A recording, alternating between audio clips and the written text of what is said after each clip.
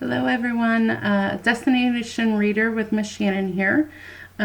Just a quick update. We're going to keep reading in Sir Fartsalot Hunts the Booger by Kevin Booger and illustrated by Stephen Gilpin.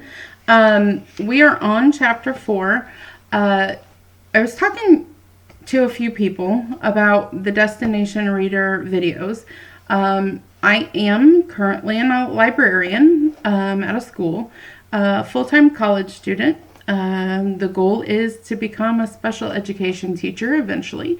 I love the kids that I work with, and somebody asked me why I explain that I have dyslexia and that I was in resource or special education since like first or second grade. And I said, I want at any point in time that somebody clicks on this video to understand that there are going to be times that the words change on me, and or I'll just skip 3 lines down for no apparent reason. My mind knows that that's not correct. My mouth knows that that's not correct, but that's still what happens. I am an adult. Yes, I know. I look so young. Anyways, I am an adult, and I still make mistakes. And reading has never been easy for me. And look, I'm a librarian. I am not your normal librarian. I don't do quiet. I talk all the time. And I pretty much eat all the time. So those are my hobbies. I have been graced by the school district that I'm in. I've had some kids that have said, hey, have you restarted your YouTube channel? Destination Reader started with, we live in a small community. Those that travel well. Those that don't travel at all and haven't for years.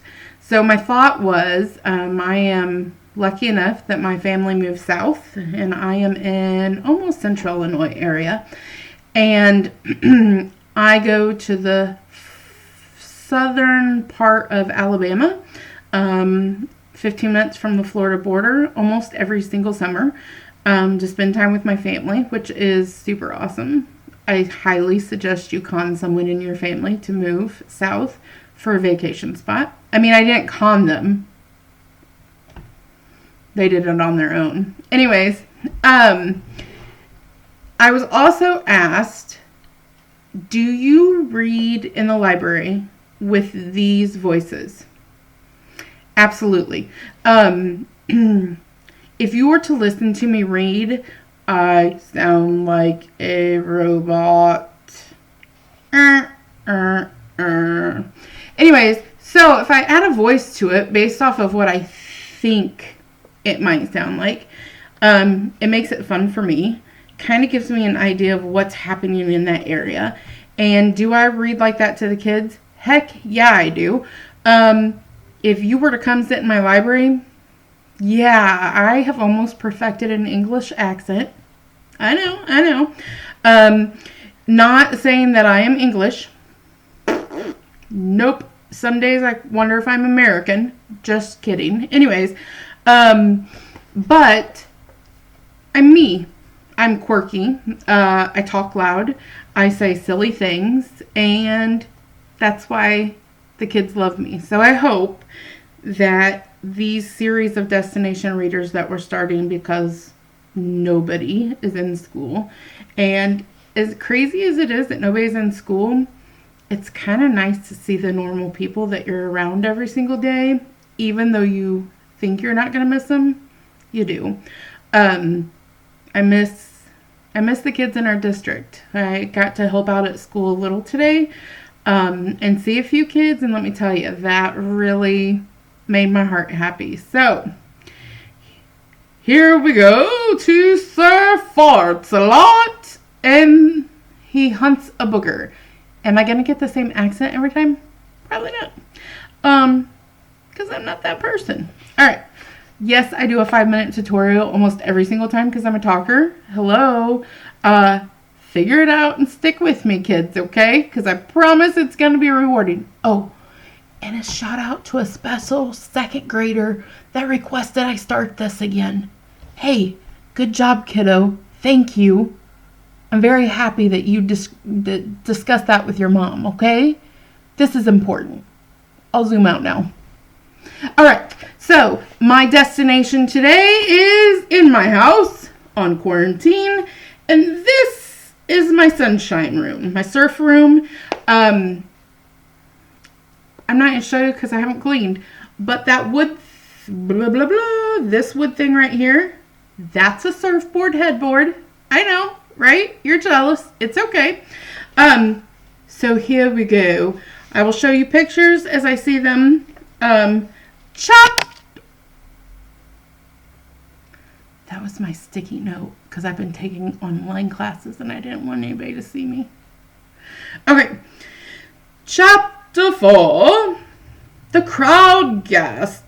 The boy's mother rushed to the king for aid, but when the monster disappeared under the water, she screamed and fainted at His Majesty's feet. Immediately, the king took charge of the situation.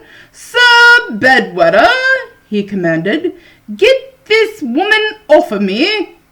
But then another voice rang out across the great lawn. Fear not, I will rescue the child. Well, it was Sir Fartsalot. You had to hand it to him. He certainly had a hero's knack of timing.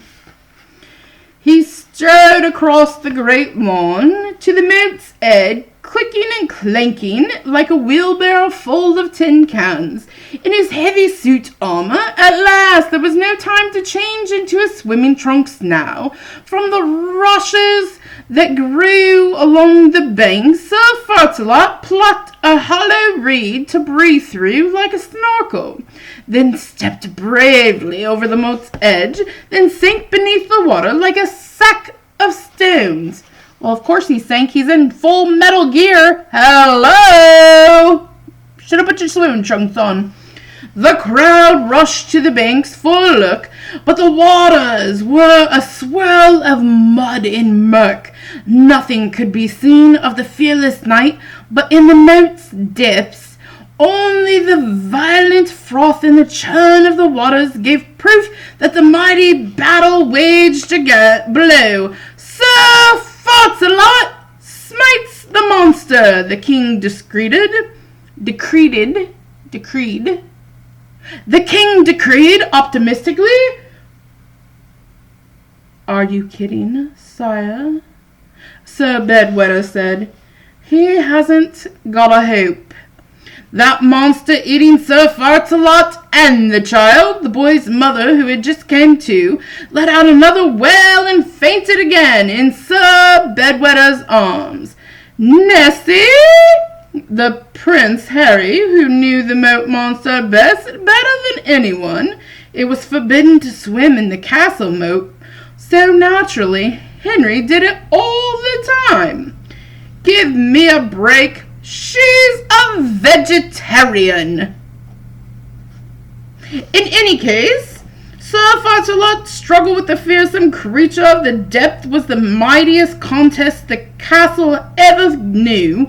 For years after, the story would be told of how Sir Fartsalot battled the monster on that frightful day. It would be said that he performed feats of arms unraveled in the history of snorkeling.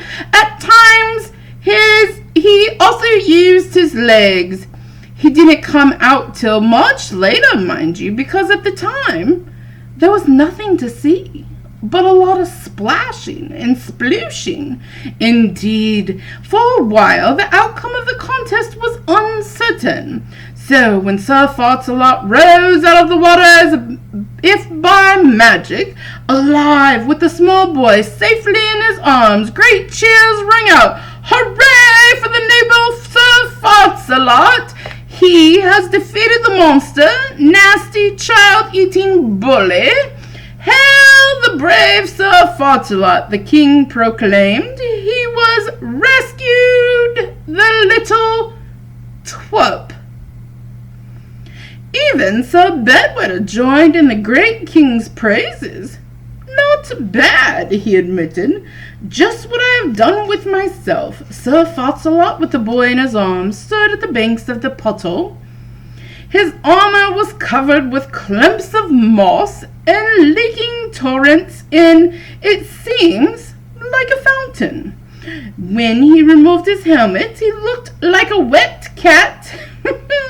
His grey hair and mustache plastered to his head, and the loud, brassy croaking of a frog could be heard echoing from somewhere deep within the iron trousers. Could you imagine a frog in your pants? My angel, the boy's mother cried, you're alive! Then she added, I will kill you! You gave Mummy such a fright! Oh, brave Sir Knight! However can we repay you? 'Twas nothing, madame. Not you, you twit. The king, told Sir Bedwetter. She means Sir Fartsalot. Oh, what do you say to the nice man in the tin pants? The mother prompted her child. The boy looked at Sir Fartsalot, and he stared at the old knight's face. He pointed at something hanging from his mustache.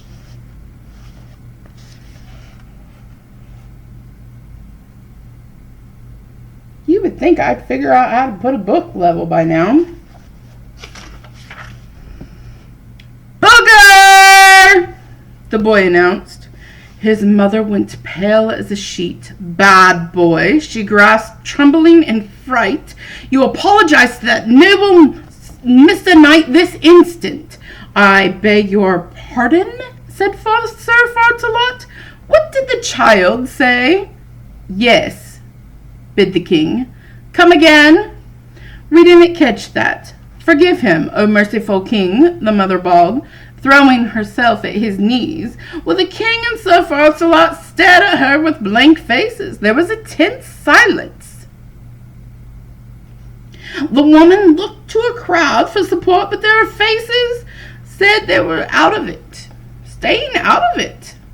Then gradually she seemed to recover her wits and change. Come over here. It's nothing.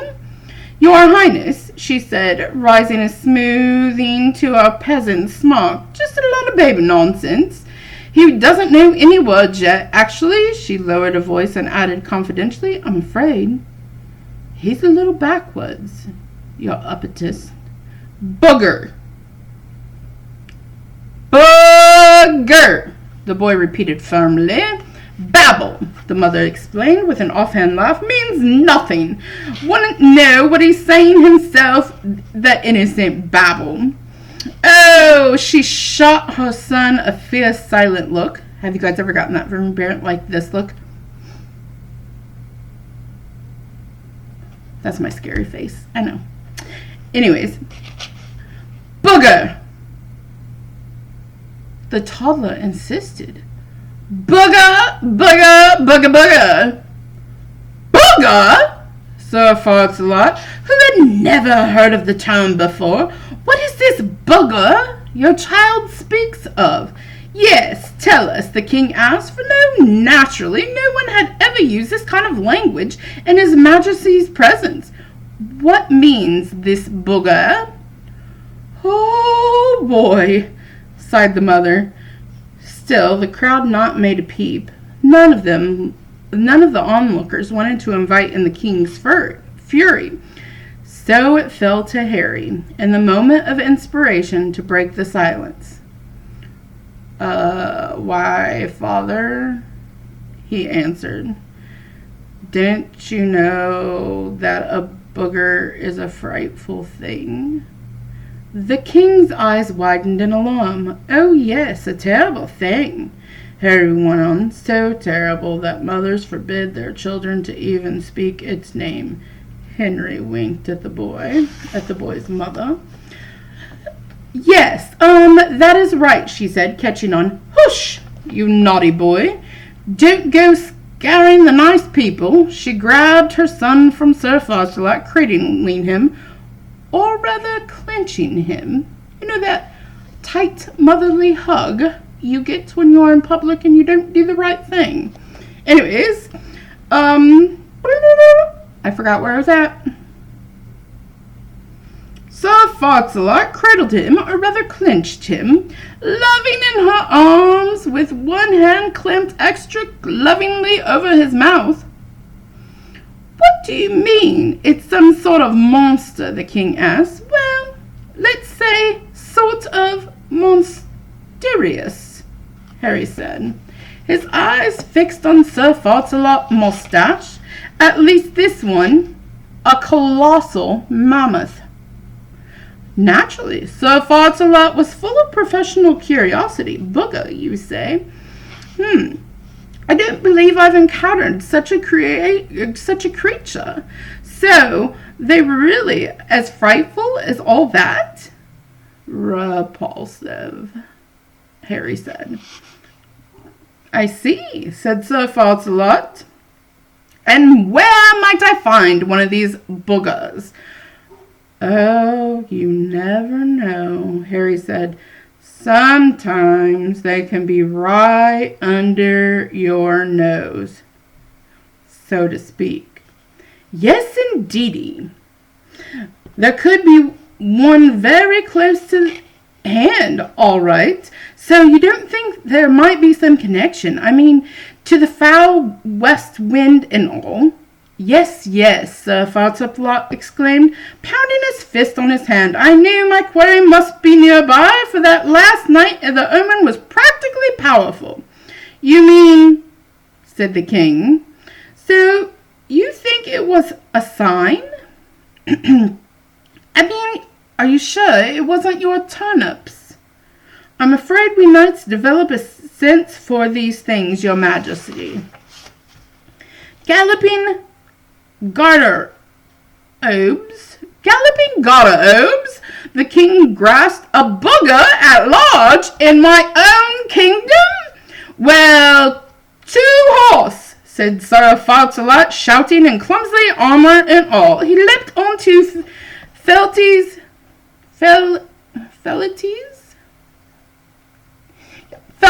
saddle in one graceful motion. I must be after the beast while its tail is hot. Oh, make way, people, Harry added as he climbed atop Wildfire. You heard him, we're on the trail of a hot booger. You remember, of course, that I was coming with you. Oh, I don't know, Harry, the king fretted. Maybe that isn't such a good idea after all. I mean, dragons and wizards are one thing, but this booger sounds awfully dangerous. Maybe when you're a bit older. Are you kidding, Dad? Harry called back over his shoulder as he rode off after Sir Fartsalot. I wouldn't miss this for anything. And so it was that Sir Fartsalot and the young Prince Harry set off to ride in the kingdom after the dreaded booger. Sir Fartsalot believed it was a quest that would make him famous of the annals of knighthood. Harry thought it would make them famous too, but the annals of practical jokes. The road from the castle led them here and there, but mostly there now. And then they stopped at some peasant's hut to ask their query, but the reception they got was always the same. At one small hooved of a mud and stick, they came upon two peasant children playing in the dirt. The children, a small girl and another older boy, who must have been their brother, were clothed in scraps and tatters, and so filthy they appeared to be dipped in muck. Greetings, Sir Fartsalot hailed as he rode up to them. The children stopped their games and edged backward towards their hut. Be not afraid, Sir Fartsalot assured them. We come in peace. The children stared back at Sir Fartsalot with big, silent eyes. The boy's face was grim and expressionless. But a tiny tear rolled down his sister's cheek, leaving a cream streak in the grime. What is wrong, child? Sir Fartsalot asked with concern. The girl burst out crying. Do not cry, little one, Sir Fartsalot pleaded. Tell us, us what troubles you, and by the might of our sword we shall make things right." She kept gushing tears like a fountain. "Please, child, weep no more," Sir Fartsalot begged. "Hold your tears. Come up, stop. Oh, tell us, why for are you crying?" "Your horse is standing on her pet stick," her brother explained. "Oh!" Sir Fartsalot said sorry. He felt over to one side, and the boy bent and picked up the stick. It was broken into 2 pieces. Solemnly, he handed them to his sister. "Poor Pokey," the girl bawled, hugging the stick in her arms. "Killed in traffic." 2 horses is traffic? The boy put his arm around his sister. "It is okay," he consoled. "You can share my clump of dirt." "What are you 2 up to out there now?" shouted a voice from inside the hut. A peasant woman poked her head out of the hut's door. "Greetings, good woman," said Sir Fartsalot. The woman stared in amazement. She wasn't expecting to find a knight on a horseback parked in her front yard. "A knight," she said, although that much was obvious. "Oh dear, and look at the state of me." Well, she straightened her tattered clothes, and she spat and smoothed out the filth hair from her face. "I'd only known you were coming, I would have changed into my good rags." Don't fuss, madame," Sir Fartsalot said, "but we are humble knights who seek your help in a terrible errand." "Well, Well, this is an honor," she said. "We don't get many of your sorts around here. It's mostly beggars and peddlers." "Well, what passed along this road? You know, real lower class." "Well, your grace stops with us for a bit of lunch." Then to the boy she said, "Tom, go pick something nice from the garden." Well, the boy went and rooted among some rocks and stones piled in the hut. "But, madame," Sir Fartsalot observed, "it is only a rock garden." "Yes," the woman admitted, "times are tough." She said times are hard. The boy brought his mother a large stone. "That'll make a lovely soup," she said, turning it over in her hands. "You are most generous, madame," said Sir Fartsalot, "but I'm afraid our quest is urgent and we must set off at once." "A quest, eh? How exciting!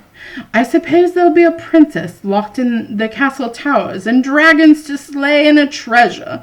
We seek to rid the land of grim and fearsome booger," Sir Fartsalot explained. "How's that?" "You'll have to excuse my ears," the woman said, digging wax out of them with a long, bony finger. "I thought you said something about boogers." "Tea and crumpets!" Sir Fartsalot exclaimed. "You mean there's more than one?" "'Tis worse than I feared, Harry." The woman looked at him sideways. "Have you been drinking, Sir Knight?" she asked. "Taking a few too many wallops to the head, maybe?" "Oh, quick, good woman," Sir Fartsalot urged. "This is no time for personal questions. Tell us where we might find these boogers, therefore, you speak of." "Where will you find—" The woman muttered, and then stopped and stared with her mouth open. "Oh, right," she said, pulling herself together. "Boogers. Now, let me see. Where was it?" And while she was talking, she glared at her children and made jerking motions with her heads until they began creeping backwards to the hut. "Oh, yes, now I remember," she went on, backing up slowly. "Look," she exclaimed, pointing past Sir Fartsalot's shoulder.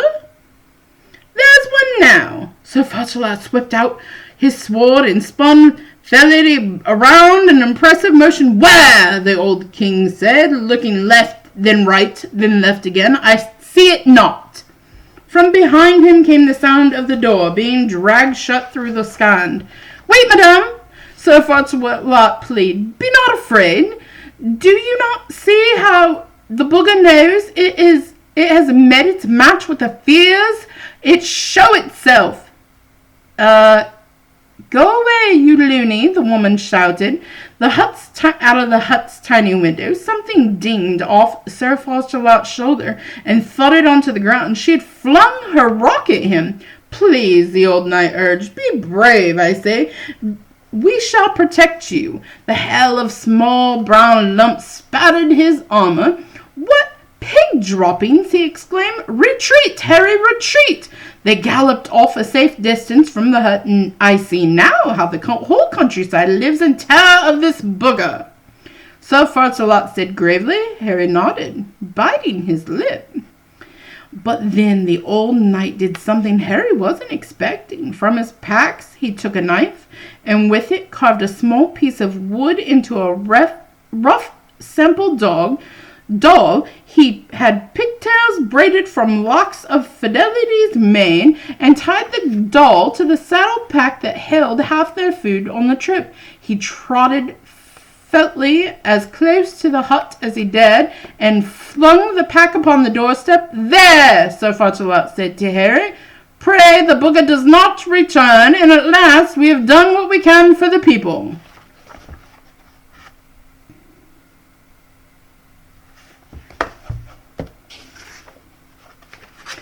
Days passed as their quest led them further and further down the castle. Nights they slept under the stars, and mornings they rose at dawn to break the turnip pancakes from Sir Fartsalot's own special recipe.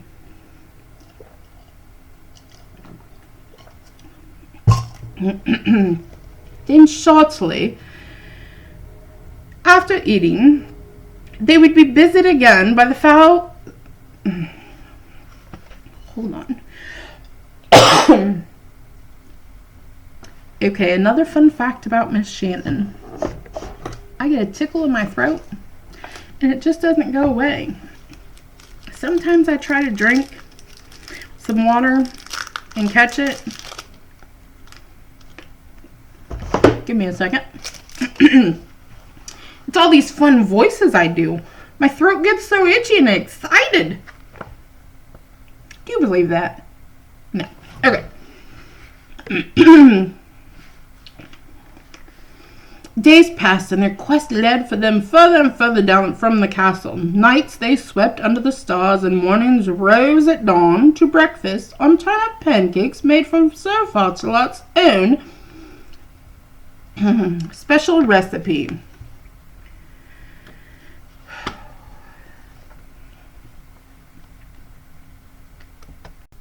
I do apologize.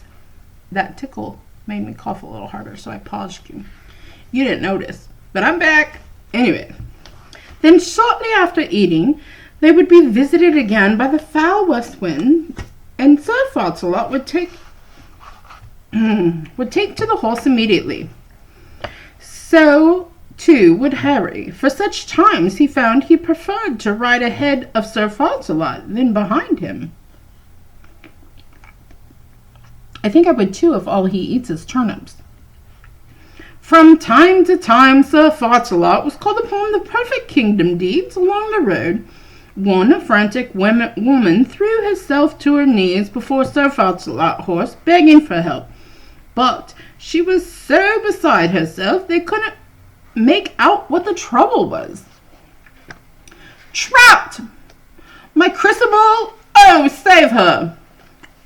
Was all they could get out of her. A damsel in distress. A damsel in express. Okay. A damsel in distress, Sir Fartsalot said, following the woman. But the damsel in question turned out to be just a cat stuck in the tree. Still, if Sir Fartsalot was disappointed, he didn't show it. Instead, he went ahead and rescued the mewling maid in true knightly fashion, charging the tree on the horseback and shearing off the topmost branch Crucible clung to with one mighty sweep of his sword, which got her down in no time. That might have been really fun to see. Further on, the farmer's wife begged Sir Fartsalot to help in chasing off the weasel, that was at very moment stealing eggs from our hen house. Oh my goodness. Swipe or no swiping. I don't know why that just made me think of that. Sir Fartsalot valiantly drew his sword out and strode into the hen house after the intruder. A mighty din of splintering wood and squawking hens followed, but in the end the weasel escaped with only a few scratches. The hen house, unfortunately, did not come out quite so well.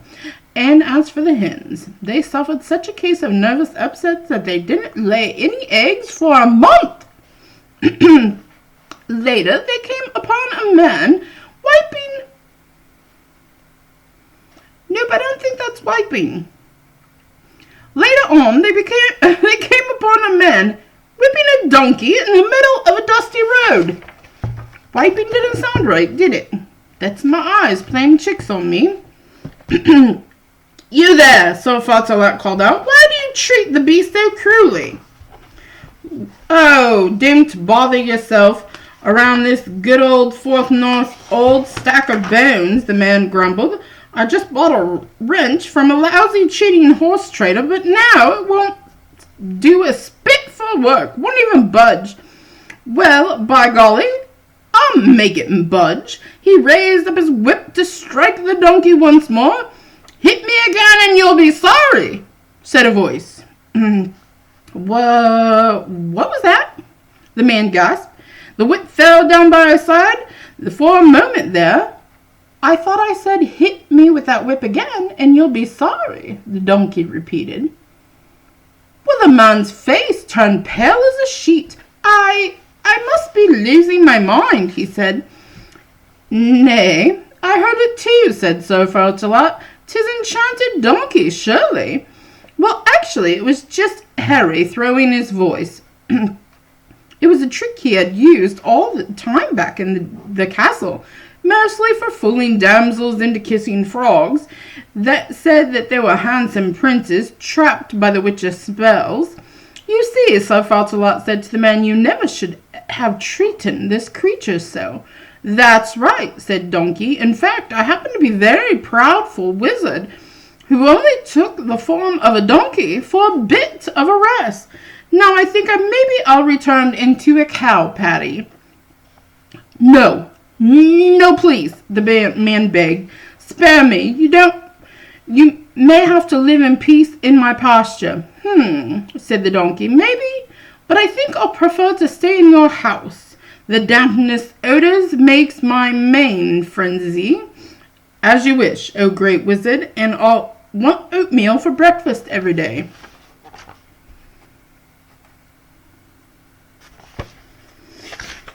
The donkey went on. Not too hot, mind you, and of course I'll need to sleep on your bed, but you can have the floor, and I'll find all this taking bothersome so you don't wait around for me to ask things. All right, to be continued with Sir Fartsalot. My goal is to post a video Monday through Friday. So we will continue on with Chapter 7. And happy Monday. Smell you later.